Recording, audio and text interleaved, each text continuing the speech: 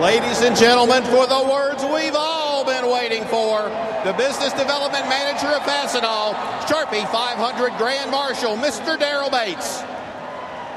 Gentlemen, start your engine!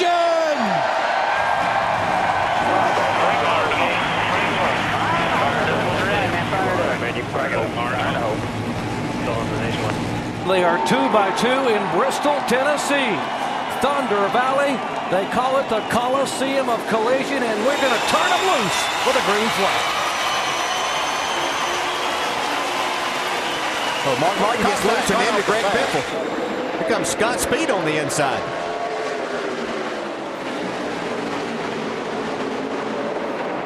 Yeah, it looked like Mark was really fighting hard to get those 5 bonus points, try to get that lead, but it really got loose, got into Biffle. I think that's going to tell us where these guys are going to line up when it comes time for double file restarts after cautions. So Biffle will lead the first lap and get those 5 bonus points. Scott Speed, the rookie, back there. Martin back to third, and now he's under attack from Matt Kenseth in the 4th spot. Yeah, Mark Martin looks like he's battling a really loose race car right now. It's like Dave Blaney got shoved in that high lane up there in turn 2. He catches the wall there with Logano. Trying to get back in line behind Logano and almost took David Gilliland out. Joey Logano into the wall in turn 1. All right, you can roll now. Come on, let's go. Looking back at Reed Sorensen. Just looking. Got loose. Oh, he got a little help on that one, too. Yeah, we're going to see that. A lot of contact on that. There's just not a lot of grip. Hold it up there. Trying to hold it up. The majority of these guys yesterday, here we're riding along with David Rudiman. You see Reed get into him. Go low, go low, go low, go low. Good job, good job. Under caution at Bristol moments ago, Tony Stewart trying to get down pit road with the window net down to be able to get that radio worked on. Looks like Denny Hamlin got real loose off 4. Yeah, he got real loose and gathered it back up. He's got trouble. Yeah, he's got something wrong here. He got Left front. Left front. Left front's flat. Caution's out. Caution's out. Mark able to get by him now. And Mark lets him go. Will take the lead here on lap 77. We have caution again here, Rusty. The 44 car on pit road, and there's the issues on the side of A.J. Allmendinger's Dodge. Caution for the 3rd time here, coming out now on lap 135. Tony is being shown a lap down here in the 14 car, back in 38th position. He has no radio communications, and and they certainly are having issues down there in the Stewart pits. Tony, stop there to start finish line. That's one way to get a caution when you need. I don't know if you can get the lucky dog like that, though, can you? And Denny Hamlin's in that lucky dog spot. He needs a caution. But right here, you see Bobby Labonte just gets loose. I mean, no contact whatsoever by the 11 car. Say it. No caution's out. Darian Grubb, crew chief for Tony Stewart, trying to communicate with his driver. Tony's using hand gestures. All that Darian knows at this moment is that Tony is tight. He doesn't know to what extent. You see them handing another radio to Tony. You see the cords hanging out. Nothing they have done tonight has worked yet. Now they've lowered the jack. They're handing it to his driver. Tony's got to mess with it. He's hammered down out of here, guys. He's got a handful of wires and a radio. Just no respect for his older brother, just zipping right by him. And now Kyle trying to work the high line. He's going to be on Mark Martin right here. He's got a big run going. He is. Man, all the way to 2nd on that. And Mark move up to try to block a little bit of that speed coming at him. Kyle almost gets in the wall off turn 2. Yeah, had to get out of the throttle. Whoa! How about that? How about that little move? Well, how about Two brothers? Yeah. Guess they don't agree on everything as brothers. It is the 34 car of John Andretti. Come on now, quick. And we don't have caution yet. NASCAR watching him pull down across the racetrack, and we will stay green. Yeah, there's some parts coming off that car, look like. Caution is out now. Now they will throw the yellow flag out. The spotters are telling NASCAR they see more debris that's up on the racetrack. They're not sure it's rubber. They want to make sure it isn't metal, which would cut a tire and create some serious issues here at over 130 miles an hour.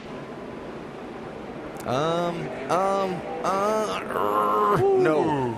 Oh, I tell you, that's not good. That'll flat make a driver mad. But it's got enough vision right now. It shouldn't bother him. And maybe that thing just might blow off. That does happen. The bad part, if it blows off, it'll probably stick in somebody's grill and overheat somebody's motor. And look at Jimmy Johnson. He just drove underneath the 5 car to take the lead. Looks like a little swap for the lead going on again right here. Yeah, the 5 cars going back around Jimmy Johnson. Dave? And guys, Mark didn't want to let his teammate lead on the restart, put it in real perspective, saying the 5 car is more important right now. But as soon as they thinned out, they realized they could get it done. Jimmie Johnson's got his 5 points, and Mark Martin continues to try to lead the most and get another 5-point bonus for his team. See if there's not a little contact right here as they came off the corner. He gets slips by there. I believe you see Jeff Gordon smoking a little bit from the right rear. And that had happened. The contact had happened just the previous corner with that. Jeff Gordon starting to slip back some now. Yeah, he's lost 4 positions in the last 5 laps. He's back in 16th position. Take a look at the right side of the 24 car as he comes around. Yeah, there is some damage there. Yeah. Definitely some damage on the right rear. We have a battle for the lead at the front of the field, guys. Jimmie Johnson trying to go to the high side. Martin has been stuck behind the 9 car of Casey Kane, who is 2 laps down. And now Johnson will take the lead from Martin because of the traffic. Yeah, Jimmy had given Mark a break there. He'd just been sitting trying to let Mark get around there, but decided to, as he saw the 2 car coming in his mirror, to take that outside line and try to make something happen. Well, the 71 car in the wall, and that will bring out the caution again here. David Gilliland getting up and having contact with the wall. Yeah, I think just took off to the right. Yeah. And with the raindrops falling, it was a risk to bring the 48 in. He decided 4 tires last minute. You see him having a little problem, extra long there. It's stuck on the right rear. Jimmie Johnson back on pit road. Heard him talking about the right rear tire. Jamie? They had an issue on the right rear. They said, come back down. We'll give you a new one, guys. This could be the turning factor for the 48 team who was looking for their first win here at Bristol. Let's take a look here. Guy drops the jack. Still working on the right rear corner right there. He just dropped that jack too quick, and what happened is you can see the tire just kind of gets stuck out on the edge of the studs. He goes ahead and puts the lug nut on, but the tire is cocked, and as he goes back around, they get to the other side. You'll see this car take off, and that right rear tire is loose big time. May have just cost Jimmie Johnson a chance to win this race. Tire carrier was waving when he went on the car. Look at the right rear tire. Yep, look at that thing. It's out of balance.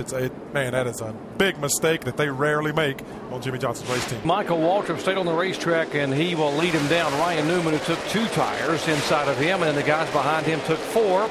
Kyle Busch now gets the advantage on the high side and is now going to try to move in front of Mark Martin. He will take the 3rd spot away. Well, Michael's on some older tires here than what these guys, but Ryan Newman only has 2.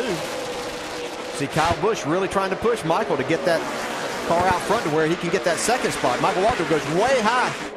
And Kyle Busch trying to, neither one of these guys, Ryan Newman or Kyle Busch, have led a lap tonight. One of them is going to lead this lap. Looks like it's going to be Kyle Busch coming out of turn 4. So he will be officially credited with leading a lap here at Bristol. And we're seeing 3 wide racing through the corner at Bristol. We don't see that a lot right here. And Jimmie Johnson gets. Whoa, look at it, guys. Big stack up. One inside. Oh, Kurt Busch gets turned, and he has got damage. He will continue on. The 29 car of Kevin Harvick. He gets into his teammate right there. Wow. I believe he might have got a bunch of damage here, guys. hit by his teammate.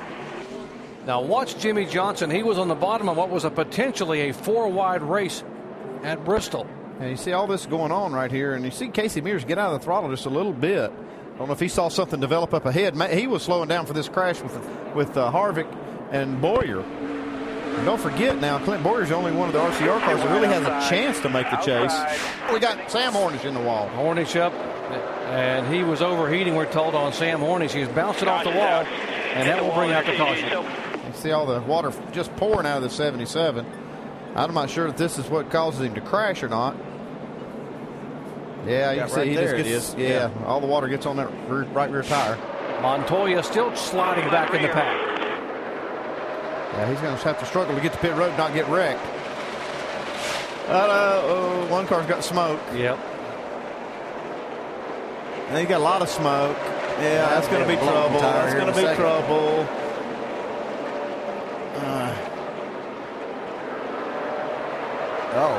Carl, whoa, gracious.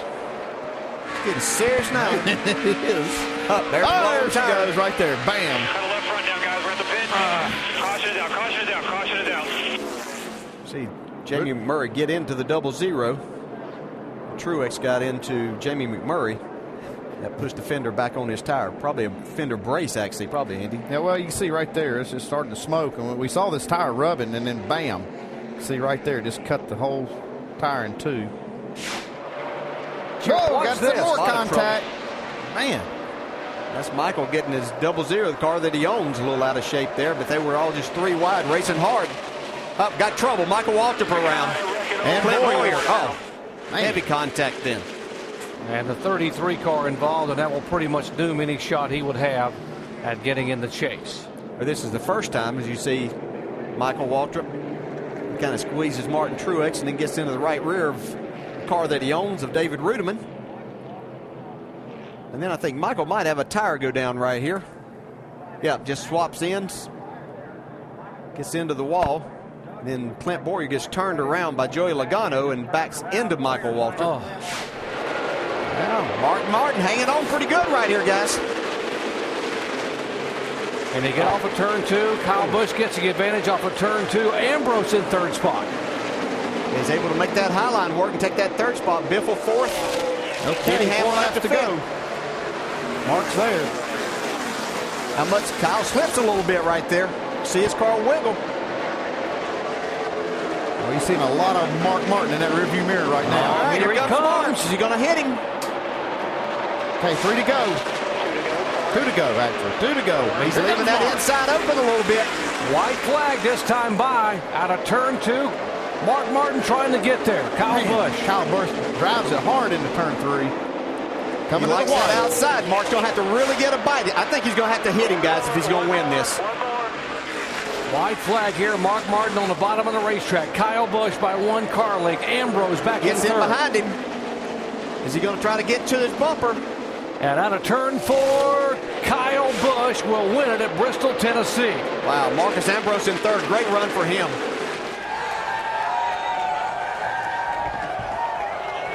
Something I haven't seen from Kyle Busch. He sat in there, closed his eyes, and took it in for 5 seconds before he was released to celebrate victory. It's been since May. This race was his last victory. Kyle, before the start of the race, you said winning the truck race proved you can still do it. What does getting back to victory lane in the Cup Series prove? It's awesome. You know, the racing the Sprint Cup Series with all these guys is really an honor. And Mark Martin, you know, what a class act. I mean, he deserved to win this race. And I'm sorry he came home in second. I know how he feels, but, man, I drove as hard as I could. And he had a chance. He could have done it, but he didn't. You know, he raced me clean. And we didn't have the best car tonight, but we had a car capable enough of doing it if I could drive it hard enough. And I gave it everything I had.